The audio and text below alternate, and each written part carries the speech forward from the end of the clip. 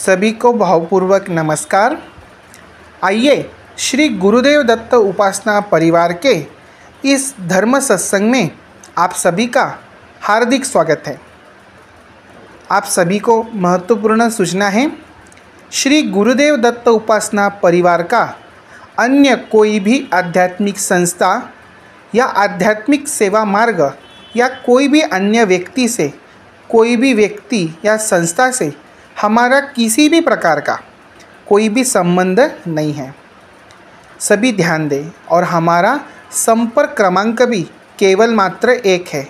वह संपर्क क्रमांक है 9890700968 एवं हमारे द्वारा बताई गई कोई भी जानकारी, कोई भी उपाय एवं कोई भी आध्यात्मिक वस्तु या सामग्री का भी अन्य कोई व्यक्ति या संस्था या मार्ग से कोई भी प्रकार का संबंध नहीं है। यह सभी ध्यान दें। आइए हम आज के सत्संग का लाभ प्राप्त करते हैं। हम भगवान जी के चरणों में नमस्कार करके इस सत्संग ज्ञान का हम प्राप्ति करते हैं। आइए आज के हम सत्संग मालिका में देखते हैं कि कार्तिक शुक्ल अष्टमी में आने वाला व्रत अर्थात गोपाल अष्टमी या गोवत्स्य अष्टमी या गो अष्टमी, तो इसका आध्यात्मिक महत्व क्या है। जैसे कि ये जो पर्व है ये दिवाली होने के बाद अर्थात पांडव पंचमी के बाद जो अष्टमी तिथि आती है उस दिन यह व्रत हम मनाते हैं। इस व्रत का जो उल्लेख है यह हमें अनेक ग्रंथों में मिलता है, जैसे कि विष्णु पुराण, शिव पुराण, कार्तिक पुराण आदि ग्रंथों में इस व्रत का महत्व है। गोपाल अष्टमी अर्थात व्रज में भारतीय संस्कृति का एक प्रमुख पर्व है। गायों की रक्षा करने के लिए भगवान श्री कृष्ण जी ने अति प्रिय नाम गोविंद धारण किया है। कार्तिक शुक्ल प्रतिपदा से सप्तमी तक गोपाल पूजन भी करते हैं। तो ऐसा इसका विधान है। अर्थात इस दिन का महत्व क्या है वो हम देखते हैं। तो इसी दिन भगवान श्री कृष्ण ने गौ माता को स्वीकार किया था। उसके प्रीत्यर्थ में ही यह व्रत कार्तिक शुक्ल अष्टमी को हम गोपाष्टमी या गो अष्टमी नाम से मनाते हैं। तो इस दिन क्या होता है, इस दिन ब्रह्मांड में भगवान श्री विष्णु सहित गौ माता अवतरित होकर, गो लोक से गौ माता भी अवतरित होकर वह संपूर्ण ब्रह्मांड में श्री विष्णु जी के साथ विचरण करती है। और जो व्यक्ति इस दिन गो पूजन करता है तो उन्हें गो तत्व प्राप्त होता है। अर्थात 33 कोटि देवता का आशीर्वाद उसे एक केवल व्रत या एक पूजन से मिलता है। तो ऐसे शास्त्र में हमें उल्लेख मिलता है।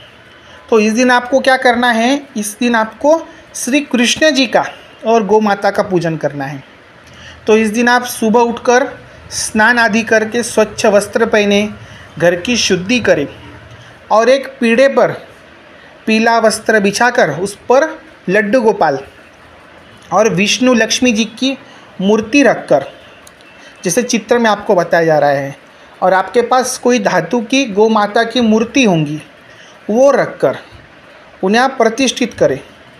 सभी मूर्तियों के नीचे आप गेहूं का आसन दें, अक्षत का ना दें, क्योंकि विष्णु पूजा में अक्षत पूजित नहीं है। तो गेहूं का आसन दें और सभी का चंदन से, हल्दी, कुमकुम एवं काले तिल, बेलपत्री, शमीपत्री, तुलसी पत्री से सभी का धूप, दीप और नैवेद्य से पूजन करें।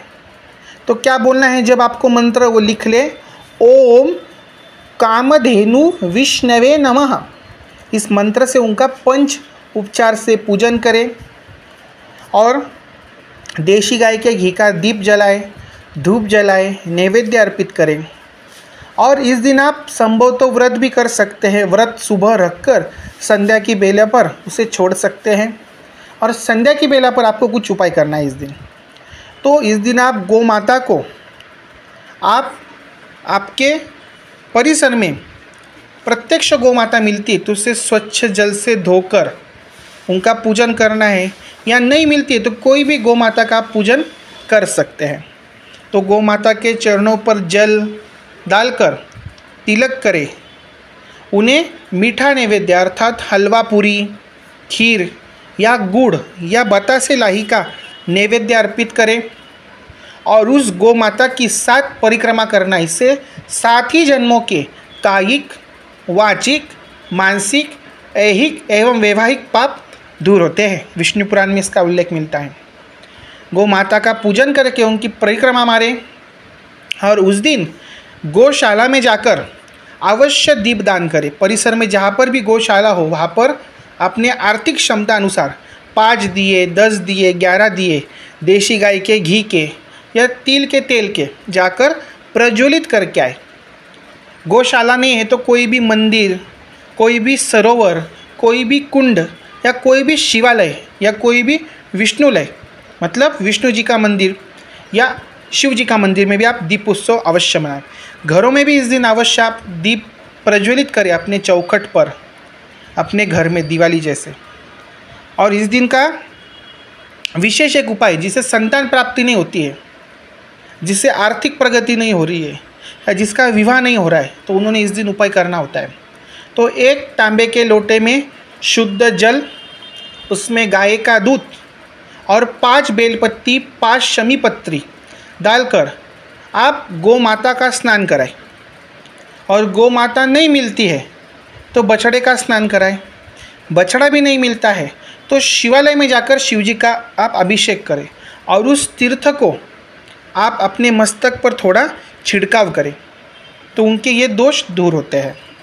और दूसरा उपाय है इसी दिन का कि शिव जी के मंदिर में 5 बेल पत्री पर पीला चंदन लगाकर, अक्षत लगाकर ओम कामधेनु महादेवाय नमः बोलकर शिव जी का पूजन भी आप शिवालय में जाके इस दिन कर सकते हैं। ऐसे 2 उपाय विशेष हमारे ग्रंथ में मिलते हैं। तो इस प्रकार से आप गौ पूजन अपने घर में करें।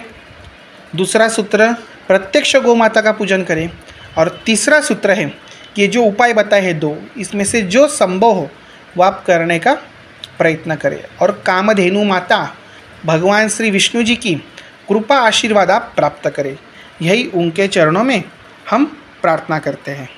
और इस संबंधित आपको कोई भी शंका हो तो आप हमारे चलभाष क्रमांक पर संपर्क करके पूछ सकते हैं। नमस्कार।